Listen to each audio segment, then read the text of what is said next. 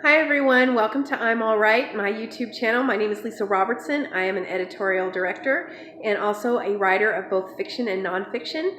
I've been at it for a very long time. The point of my YouTube channel is to share with kind of new or aspiring writers tips and tricks and kind of advice to help you overcome any limiting beliefs or deficits in your skill set that you have to kind of take your writing to a new place.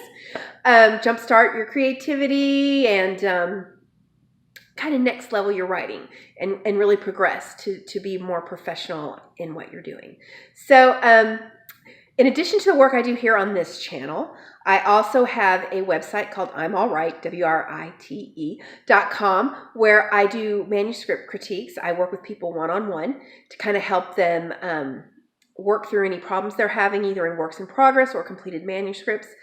It's something I'm really passionate about. I've been doing it for an awful long time and I love it. And because I love it so much, I'm trying to build my business up in this area. So what I'm doing is doing it at a really reduced rate while I'm kind of building a bigger client base.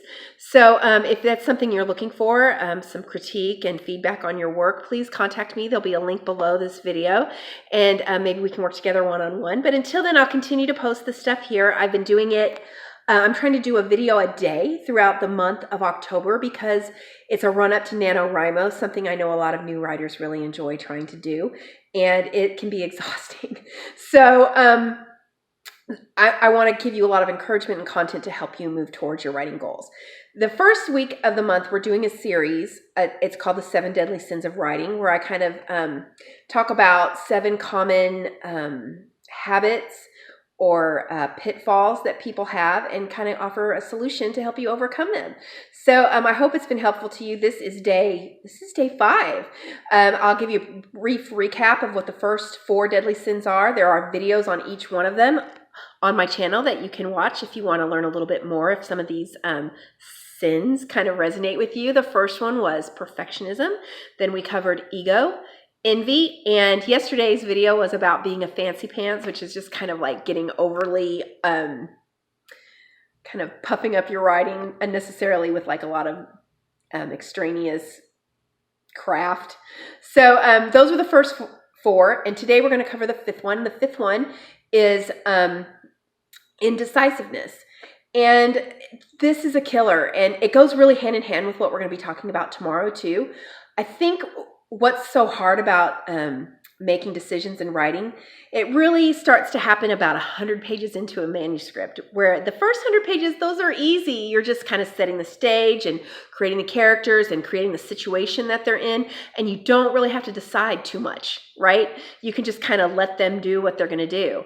But then you get to kind of that middle stretch of the manuscript where plot-wise things have to start happening and maybe you're not sure what you want to have happen yet. And it can be paralyzing. You know, you have to make a decision. Are these two going to end up together? Who, is she really the killer? These kind of things that you've been able to put off or remain flexible about now has to be resolved. And that's tough.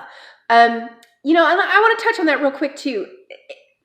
It's good to be decisive in your writing and to make a decision and to stick with it. Always remembering that until that thing is published, you have time to change your mind. And as my brother-in-law, Tom, will tell you, Tom Keller, he's a very talented writer. And you can check out his books on Amazon. They're super entertaining. They're great reads. He's like, even once they're published, you can change it. Just take it down and change it and add it back up again. He's done that more than once, which I kind of love that kind of flexibility that he has. And flexibility is very important in being a writer. You have to be decisive about where you're going, but you also need to have a little bit of flexibility to let the characters take you somewhere maybe you weren't planning. That happens all the time, right? You're like, oh, I didn't know she was gay. I didn't know he liked ska music, whatever it is. Like, these characters surprise you, and you have to be open and flexible to allow who you've created to really come forward, which is important. But you also have to be decisive as far as, okay, I'm not going to mess around anymore. I'm not going to put this off or muddle about anymore, because it just is an easy way to kind of not finish.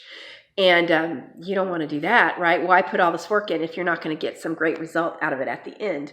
So if the sin is indecisiveness, the solution to that sin is very easy. It's to let the characters speak to you and make some decisions about your plot and their future, but still have some flexibility to allow them to grow with you, and to keep in mind that no decision is permanent. You can always undo it. But don't let that kind of soggy middle of the book where you get really tired and you get, you can't just play around in it anymore and set a stage. Things have to actually start happening. It's no longer just stage dressing. Don't let that derail you. Move past it, move forward, and keep going. You're not going to get anywhere until you decide what the story is going to actually be about. But be open to changing what it's about if your characters dictate it.